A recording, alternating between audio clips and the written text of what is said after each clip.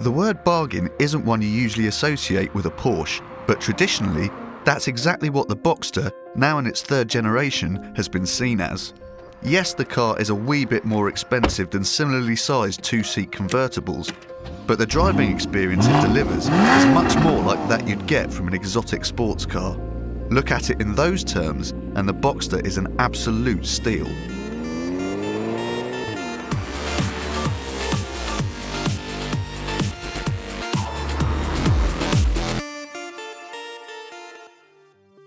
For us, the Boxster has the glamour of more exotic machinery as well. The lines at the front are crisp rather than aggressive, and behind the headlights, the wings sit higher than the bonnet to create these cool, curvy bulges at the side.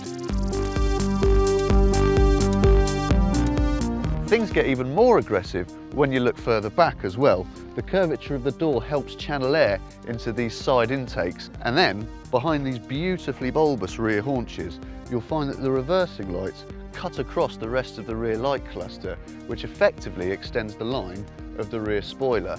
Now that is a nice touch.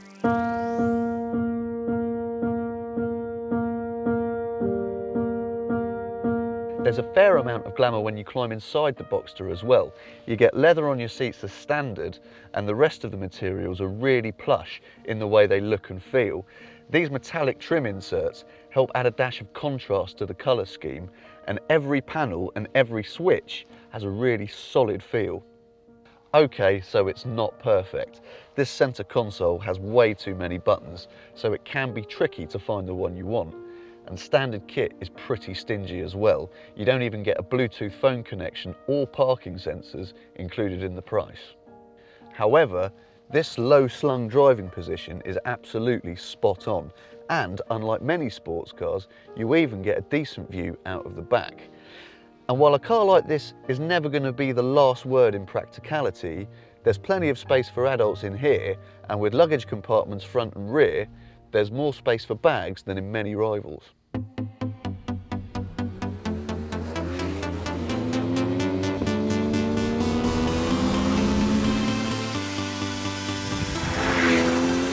Of course, the best thing about the Boxster is the way it drives, which is just sensational. You've got the choice of two 6-cylinder engines, and even the weaker one, which is a 2.7 with 261 brake horsepower, is blisteringly quick.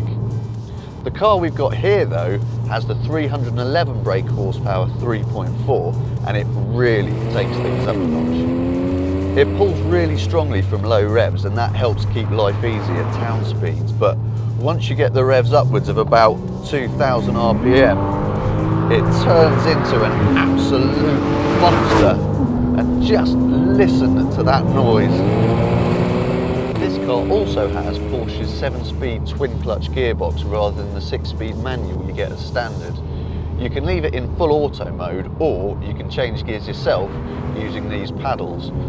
However you do it, the changes are really smooth and really fast, but for us, the manual gearbox just suits the character of a car that little bit better. However impressed you are by the Boxster's pace, you'll be blown away by its handling.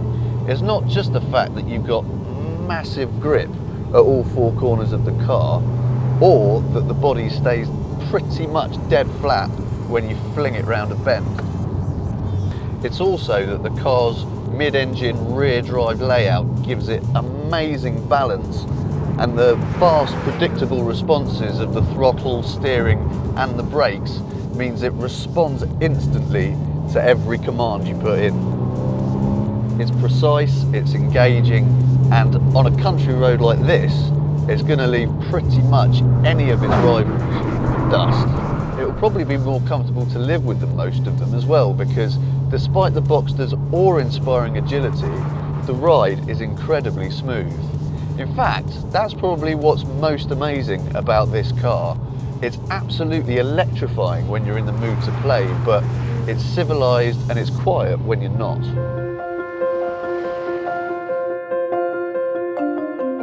The Boxster has always been a sensational bit of kit, but this latest one is by far and away the best yet.